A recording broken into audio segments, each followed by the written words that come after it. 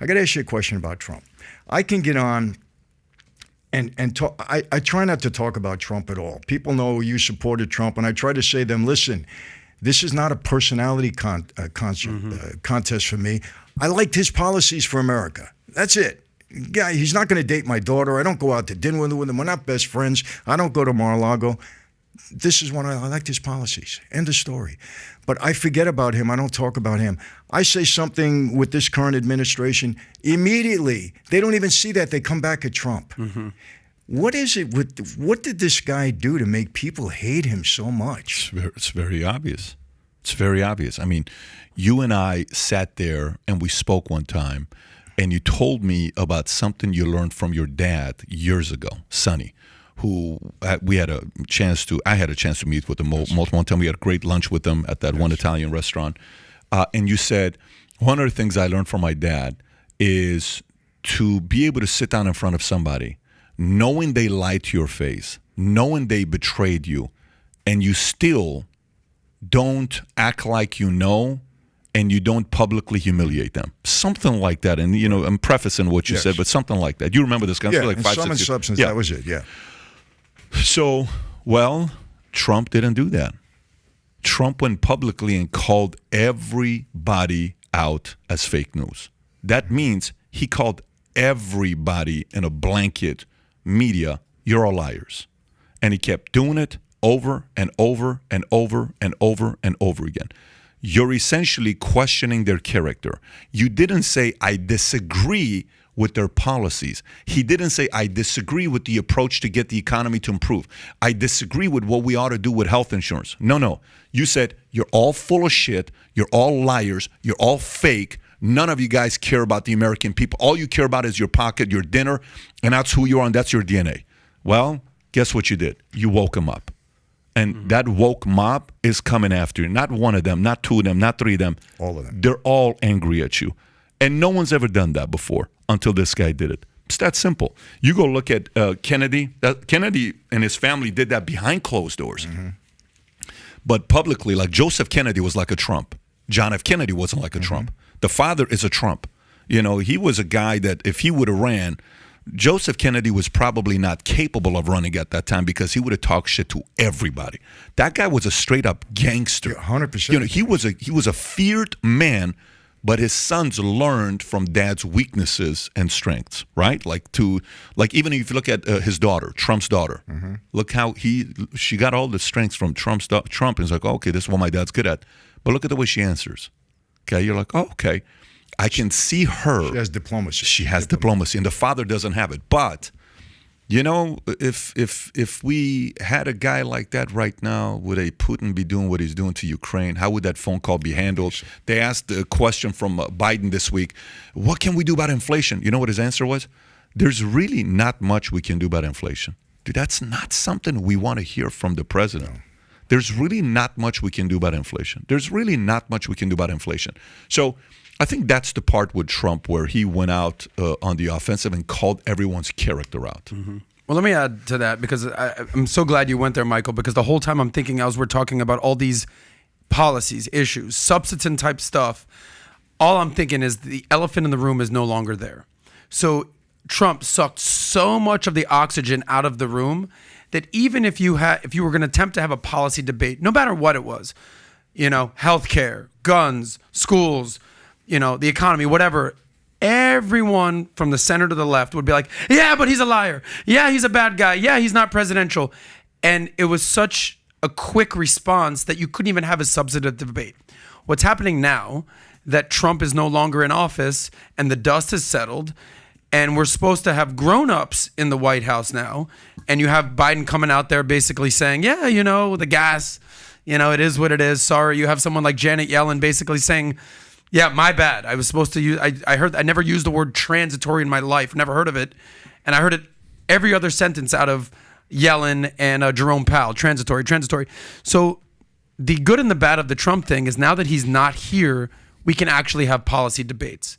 And that's what's happening in this country right now. And, you know, believe it or not, the right is winning these policy debates for the most part, right? Maybe they've, you know, on guns, they maybe, you know, hopefully it'll come around on some stuff. But everything with wokeism, transgender, economy, gas prices, inflation, it's so hard to look at the left or Biden and be like, great job, guys, keep it up. The whole premise of Biden and everyone that kind of accompanied him into the White House, into the Oval Office was, quote unquote, well, now we got the grown-ups in the White House. Is this what fucking growing up looks like? Because it looks pretty ugly. But without Trump, we're able to see really what's happening right now. And again, not a huge fan of Trump, but at least we're able to see what's behind the curtain. But is that okay? So you just made a very good point. And I rarely say that, but you just made a very good point. And but the part about what you just said is the following: like, he almost needed to leave for us to know if he was doing a good job or a bad job. Bingo. Yes. Got it. And now we notice where he was doing a very good job in, and where he wasn't. And a lot of the stuff that the media was saying that he was doing bad, they were full of shit. Because it wasn't, the media would never attack the policies for the most part. There were some things that were disagreeable, whether the tax cuts were a good thing or not, or what you want. I mean, he did not have a solution whatsoever for healthcare. Right. But for the most part, when you talked about the economy, blacks, whites, Hispanics, Latinos, Asians, this, that, like James Carville said, 1992, Bill Clinton, 30 years to the day, like Michael said, it's the economy, stupid. And everything, all roads lead to the economy. And everything about Trump, everything was attacking his character. Because, like it or not, the guy did lie a lot, okay? Or he told fibs, or whether he called people out.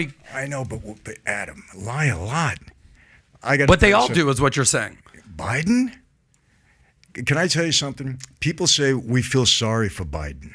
And I'm a Christian, and I'm a former gangster, honestly. This guy, I can't even look at him. And I'll tell you why. Number one, he's a tremendous liar.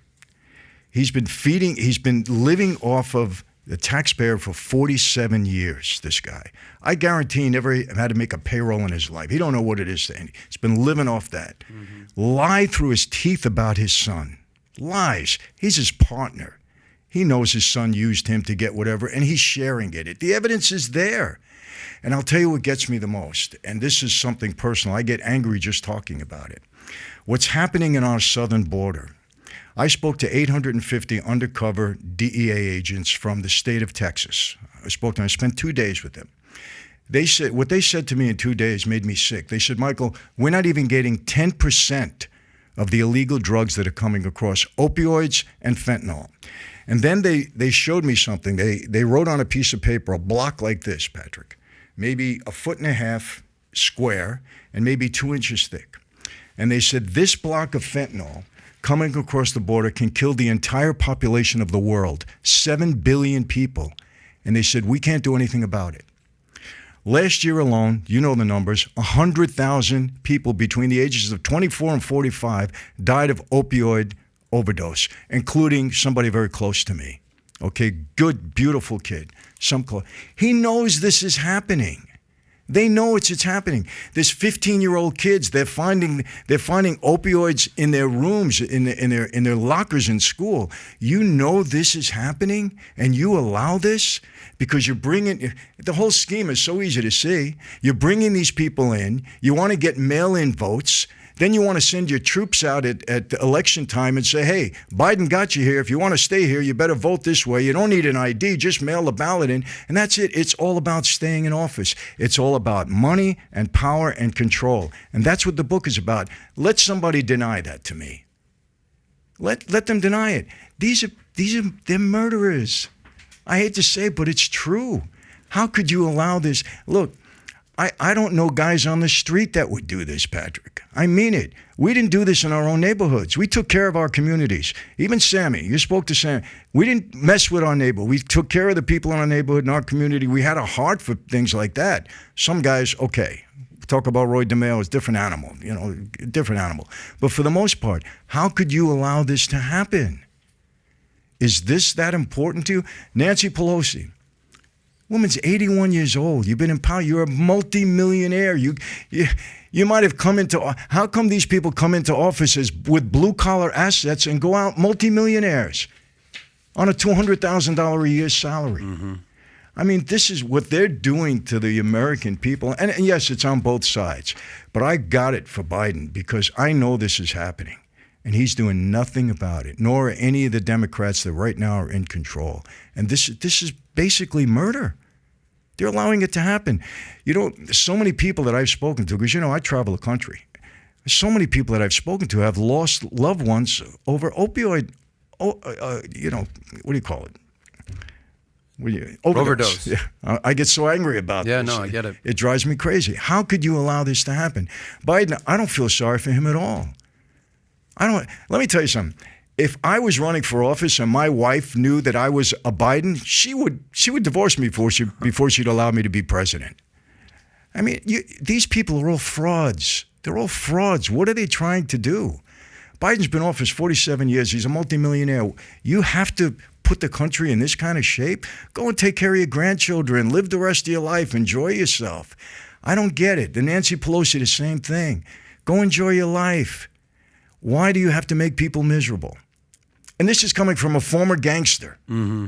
But look, I got kids and grandchildren. I got a heart. I go speak in detention centers, talk to young kids. They have to realize what they're doing, and they don't care. And this, to me, is more serious than anything else, Adam. I take it personal, even if it wasn't a personal thing, and I would still take it personal because they're wreaking havoc on this country. And if it is true, and again, I can't verify this. I can't say it's a fact. I know what I've been told. But if China is sending the drugs to Mexico, Mexico is processing them and bringing them over in their mules, well, this is another thing that China... Look, you know this. Every great nation that ever fell, it fell from within. Roman Empire on down, fell from within. This country now, I think every young man should go into the military. So many of them are soft. They don't know. They don't even get. I mean, they're on their phones. They don't even know what it is, you know, to break their backs at all. They should go into the military. You know that. You've been there, and get training. This country is getting very weak.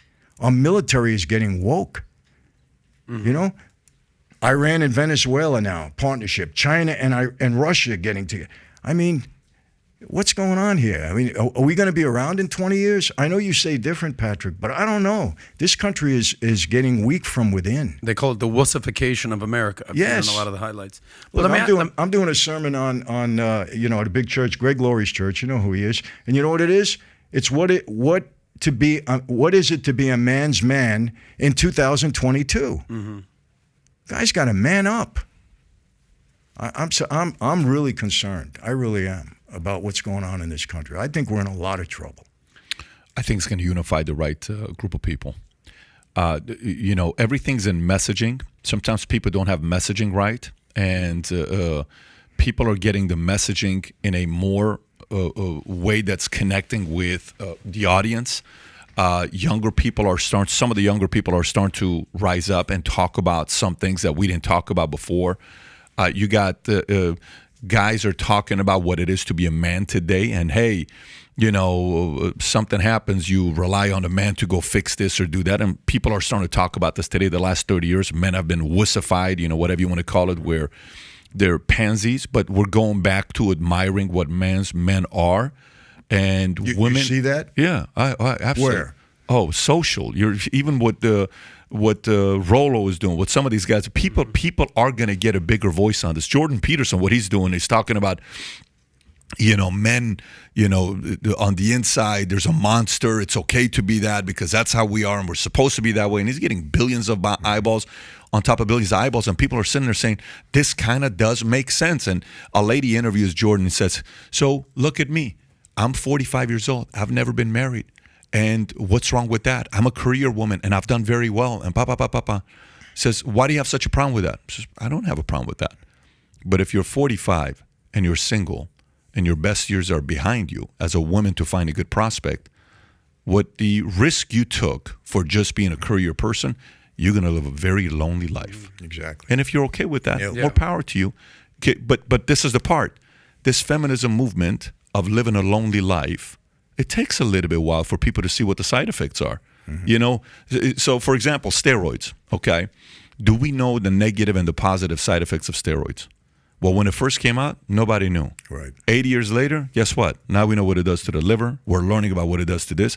Vaccine. Do we know the side effects of the vaccine? No, we don't know the side effects. But it's going to take a decade or two to learn what's going on. Okay, we'll learn what's going on with that. In the military, they would give us shots. We had no idea what's going to happen. But once we learn, then we have to adjust. If we don't adjust and it's too late, we're screwed. That's the concern. So if you like this clip and you want to watch another one, click right here. And if you want to watch the entire podcast, click right here.